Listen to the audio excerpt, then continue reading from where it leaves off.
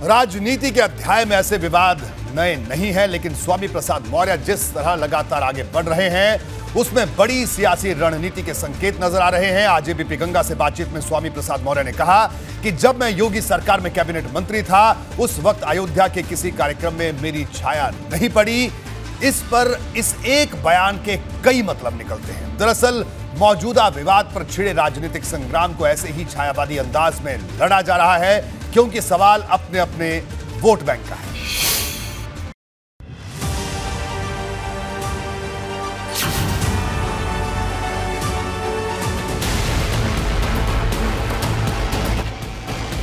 स्वामी का हठयोग जारी है, भले ही घमासान भारी है।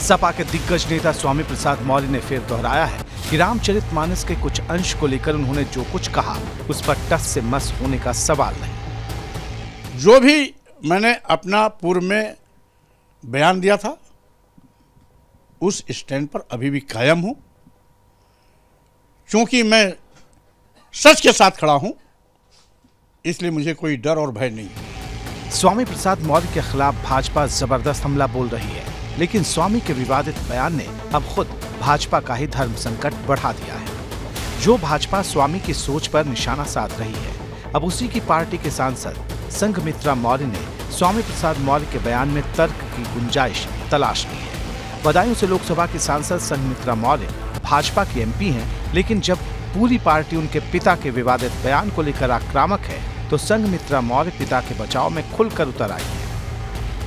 पिताजी ने रामचरितमानस को पढ़ा और उन्होंने उस लाइन को अगर कोट किया, शायद इसलिए कोट किया होगा क्योंकि वह लाइन स्वयं भगवान राम के चरित्र के विपरीत है।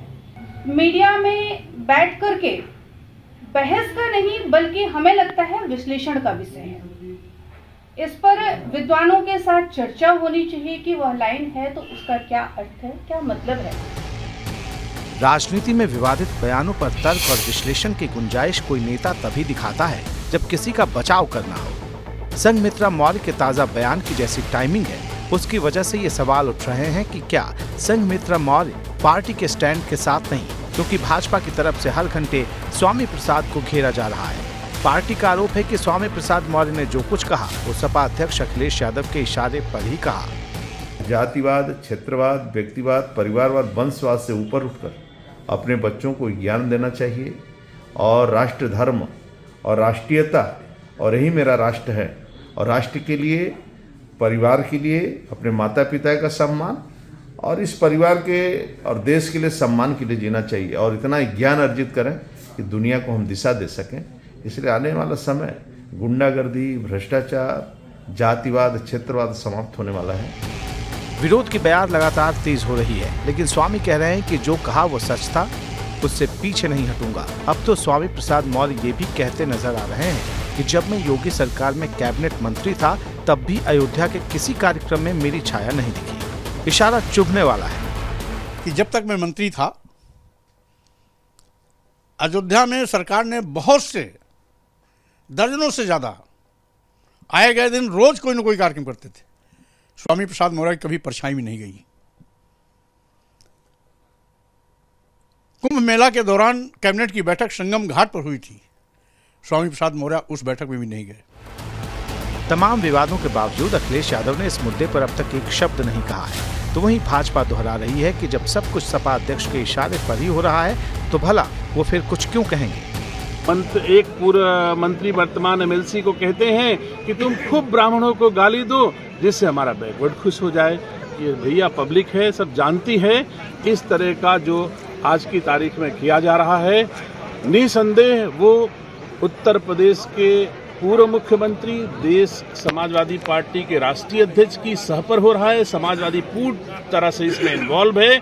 मैं स्वामी प्रसाद मौर्य समाजवादी के नेता को कहना चाहूँगा कि श्री रामचरितमानस का अध्ययन ठीक से करें और जिन चौपाइयों को निचली जाति से जोड़कर वो अभद्र टिप्पणी के रूप में बता रहे हैं, मैं उनको बताना चाहूँगा कि श्री रामचरितमानस का उपयोग संपूर्ण मानव जाति के लिए हुआ है।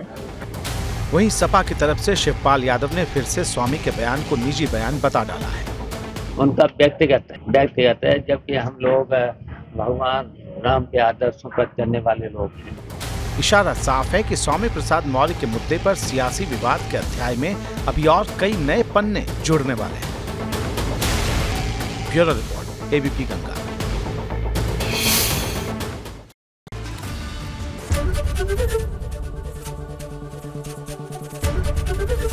एबीपी गंगा, खबर आपकी, जुबान आपकी।